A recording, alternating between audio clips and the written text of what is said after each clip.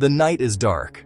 Rain slicks the highway, turning the asphalt into a mirror of flashing lights. Red strobes paint the scene. Blue strobes paint the scene. A lone sedan weaves through traffic at impossible speeds, its taillights a fading blur against the storm. The air is thick with the scream of sirens, the roar of engines pushed to their absolute limit. Every second stretches into an eternity. The driver is desperate. The police are relentless. This is not a movie set. This is real life, unfolding at over 100 miles per hour. A high-stakes gamble where one wrong move could mean disaster for everyone on the road. Suddenly, the sedan swerves hard to the left, narrowly avoiding a semi-truck that looms out of the darkness like a mountain on wheels. Metal groans and tires screech in protest across the rain-swept freeway. The police cruiser, just feet behind, mirrors the maneuver with breathtaking precision. The officer's knuckles are white on the steering wheel, his focus absolute. The radio crackles to life, a disembodied voice cutting through the chaos. He's heading for the overpass. Do not let him get into the city. The command is clear, but the outcome is anything but certain. This is just one moment, a single snapshot from a night of unrelenting pursuit. But it is not the only one. Across the county, other units are engaged in their own desperate chases, a web of interconnected emergencies stretching across miles of darkened streets, highways. Above it all, a helicopter circles, its powerful searchlight cutting through the clouds. From the sky, the city looks like a circuit board, fleeing suspects, pursuing officers. The eye in the sky sees everything, coordinating the dance of danger below. Every chase is a story. It has a beginning, a middle, and an end that is always unpredictable.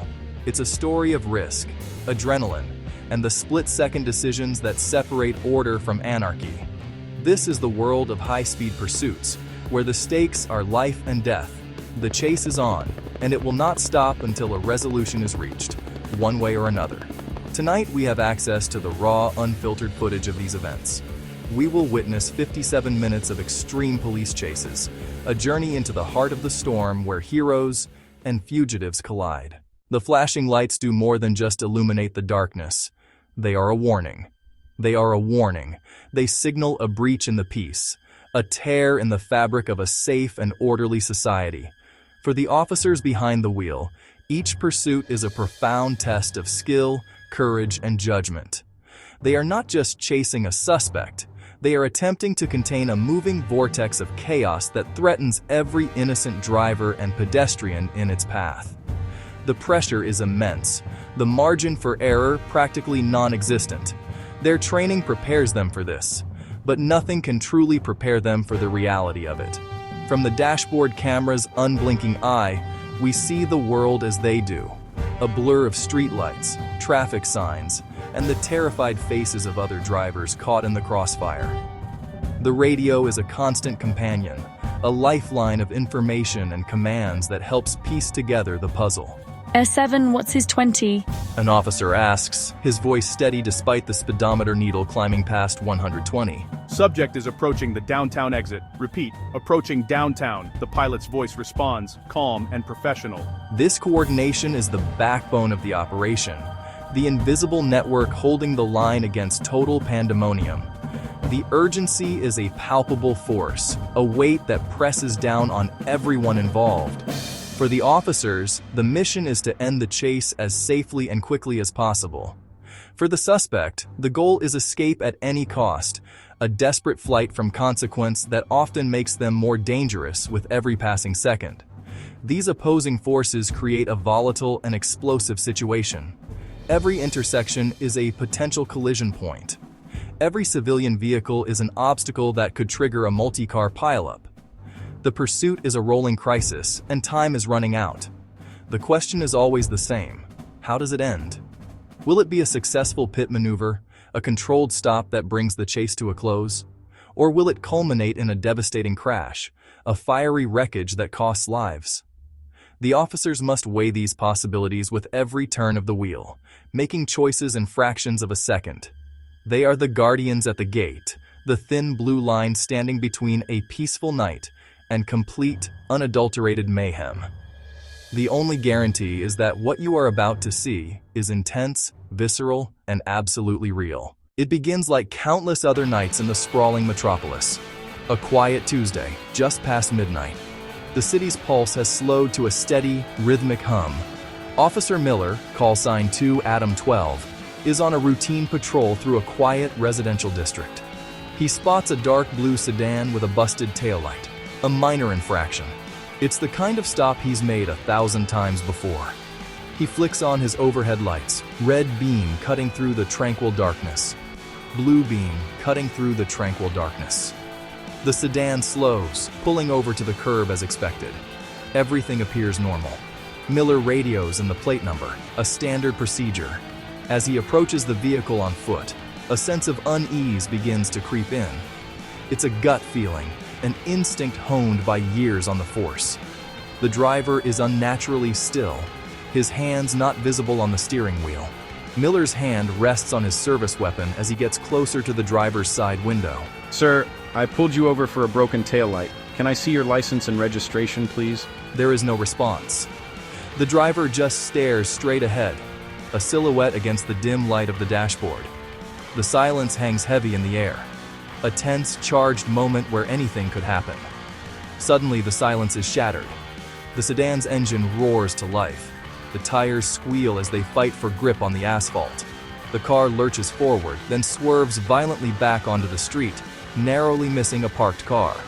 Suspect is fleeing. I have a failure to yield.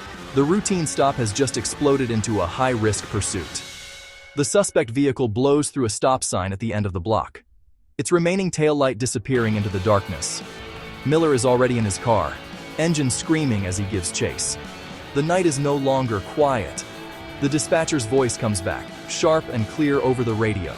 2 Adam 12, all units be advised, vehicle from your stop is registered to a wanted felon, armed and dangerous. The stakes have just been raised exponentially. This is no longer about a traffic violation. This is about a dangerous individual who will do anything to evade capture. The chase is on, and the breakout from this quiet neighborhood is just the beginning of a long and perilous night. The city's arteries are about to become a racetrack. The pursuit spills out of the sleepy residential streets and onto a main thoroughfare. The suspect driver is reckless. Red lights, stop signs. He weaves through the sparse late-night traffic with a terrifying lack of regard for anyone else on the road. Horns blare, tires screech as other drivers swerve to avoid the speeding sedan. From Officer Miller's dashcam, the world becomes a chaotic blur. Headlights, storefronts. The speedometer needle in his cruiser climbs steadily. 70, 80, 90 miles per hour. He is pushing his vehicle to its limits, trying to keep the suspect in sight while navigating a minefield of potential collisions. He just ran the light at 5th and Main, heading eastbound. He clips the bumper of a taxi, sending it spinning into the curb with a sickening crunch of metal. Debris scatters across the road, but the sedan doesn't falter. It continues its frantic flight, a missile of chrome and steel tearing through the heart of the city. For the suspect, every green light is an opportunity, and every red light is a dare. More police units begin to join the chase. The radio traffic intensifies. 3 King 4, I'm 2 blocks out. 5 Robert 9, I can cut him off at the freeway on-ramp. But the suspect is unpredictable. He makes a sudden, unsignaled turn down a narrow one-way street, going the wrong way. Miller has a split second to decide whether to follow. The chase is now a claustrophobic, high-speed slalom between brick walls and overflowing dumpsters. The margin for error is 0. The suspect's driving becomes even more erratic, scraping his car along a wall and sending a shower of sparks into the night. He is a cornered animal, growing more desperate and more dangerous with every passing second. Officer Miller stays right on his tail. The suspect is running out of road and running out of time. The narrow one-way street empties out into the city's financial district. The landscape transforms into a canyon of glass, steel. The towering skyscrapers amplify the sound of the sirens, creating a disorienting echo that bounces between the buildings. The suspect's sedan fishtails as it hits the wider street, the driver struggling to regain control before accelerating once more. The streets here are wider, but also more complex, a grid of intersections and potential escape routes. The suspect seems to know the layout, making a series of quick, decisive turns designed to shake the growing number of police cruisers now in pursuit. From Officer Miller's perspective, the chase has become a deadly video game played out in real life. He anticipates the suspect's next move, trying to stay one step ahead. The suspect's car dives down a ramp leading into a multi-level parking garage. Miller. He's making a left on Grand. Looks like he's heading for the lower levels. The suspect dives down a ramp leading to a multi-level parking garage. The lead cruisers follow, their tires squealing as they descend into the dimly lit structure. Inside the parking garage, the chase slows but becomes infinitely more treacherous. Concrete support pillars create a dense forest of obstacles. The police cruisers are larger and less maneuverable. The radio chatter is a constant stream of updates. He's on level B2, heading for the west exit. Supervisor, block the ramps. Do not let him get back to the street. The suspect, realizing he's being cornered, becomes desperate. He attempts a risky U-turn, his tires screaming as he tries to ram his way past a blocking police car. The impact is jarring, a loud bang of metal on metal. For a moment, it seems the chase is over. But the suspect's car, though damaged, pushes through and finds a clear path to another ramp, this one leading up and out. The breakout continues. Just as the suspect's blue sedan bursts back out onto the street level, a new sound joins the symphony of sirens. It's the rhythmic thumping of helicopter blades. High above the concrete canyons, Air 7 has arrived. The police helicopter quickly locates the chase. Its powerful searchlight cuts through the urban darkness, locking onto the fleeing vehicle, and painting it in a brilliant circle of white light. For the suspect, there is no longer anywhere to hide. The game of cat and mouse has just tilted dramatically in favor of the police. Air 7 is overhead. We have the suspect vehicle, a blue sedan, eastbound on Olympic. He is now the primary eye. On the ground, the pursuing officers can now rely on the helicopter's aerial view to anticipate the suspect's moves. It is a massive tactical advantage. The helicopter crew can see traffic patterns, roadblocks, potential escape routes long before the ground units can. Suspect is approaching a construction zone at Olympic and Figueroa. The street is blocked a half-mile ahead. Advise ground units to set up a containment. The suspect seems to realize he's being tracked from above. The beam of light is a constant companion, a spotlight he cannot shake. His driving becomes even more frantic. He knows that simply outrunning the cars behind him is no longer enough. He needs to break the visual contact with the helicopter. He swerves underneath a freeway overpass, plunging the chase into momentary darkness, but Air 7 simply adjusts its position, waiting for him to emerge on the other side. He's coming out from the underpass, now, still eastbound. He's looking for cover. Be ready for him to dive into another structure or a dark alley. The helicopter's infrared camera can track the car's heat signature, making it nearly impossible to lose, even in complete darkness. They are no longer just reacting. They are actively shaping the pursuit's direction. The net is tightening, and the pilot of Air 7 is the one pulling the strings, guiding the ground units into position for the final act. The suspect's battered blue sedan rockets up the on-ramp, a desperate lunge for the open expanse of the interstate. The transition from the city's tight grid to the wide, multi-lane freeway is jarring. The suspect immediately merges into traffic, with a violent swerve that sends a late-night commuter spinning onto the shoulder. The chase has officially entered its most dangerous phase. The suspect floors it, pushing his damaged vehicle past 100, then 110 miles per hour. The dashboard camera struggles to maintain focus as the world outside becomes a streaking blur of motion. The suspect is approaching a pack of semi-trucks. Be advised, he is approaching a pack of semi-trucks. Weaving through passenger cars at this velocity is one thing. Navigating around massive, slow-moving big rigs is another. A collision with one of them would be catastrophic. A supervisor speaks over the radio. Primary unit, when you have a clear opening, you are authorized for a pit maneuver. Repeat, you are authorized for pit. The precision immobilization technique is a high-risk, high-reward tactic. Executed perfectly, it can end a chase instantly. Executed poorly, it can cause a multi-car pileup. A long, straight section of the I-10 opens up.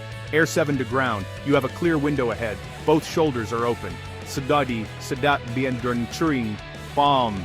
Officer Miller radios his acknowledgement and begins to close the distance. 10-4, initiating.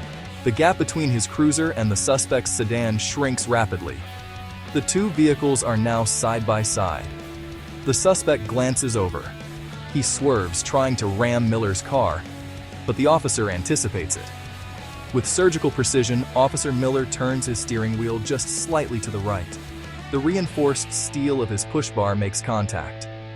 The rear of the suspect's car is pushed sideways. The sedan begins a violent, uncontrollable spin. As the sedan completes its second rotation, it careens toward the center divider. Its mangled rear bumper catches the concrete wall. The impact is brutal. The car is launched into the air, flipping onto its roof. It slides across the lanes in a shower of sparks and shattered glass. The pit maneuver was successful in stopping the flight, but it has resulted in a horrific crash. Officers leap from their cruisers, weapons drawn, taking up tactical positions. An on-scene officer shouts, "Suspect vehicle is overturned. We need fire and medical, code 3. An officer shouts, "He's moving." The suspect emerges from the shattered passenger side window. He stumbles to his feet, disoriented and bleeding. He looks at the wall of officers. Then he runs. He scrambles over the center divider. The chase is not over. It has just gone on foot. Air 7 has the suspect on foot, running eastbound in the westbound lanes. He is injured, exhausted, and has nowhere to go. He ducks between two semi-trucks. He's trapped. He gives up. The suspect slowly raises his hands, his shoulders slumped in defeat. The chase is finally over. The suspect is placed in the back of a police cruiser. For him, this is the end of the line. Officer Miller stands nearby, catching his breath. He watches as the suspect is driven away. The cleanup process begins. For the dozens of officers involved, the night is far from over. As the first hints of dawn begin to lighten the eastern sky, the city returns to a semblance of normalcy. For the officers who lived it, it remains a vivid reminder of the risks they face every day. This night was a dramatic, high-stakes illustration of that constant struggle, a reminder that the peace and safety we often take for granted are fragile, protected by individuals willing to navigate the storm, to hold that thin blue line, ensuring that when chaos breaks out, there is someone there to chase it down and restore the calm.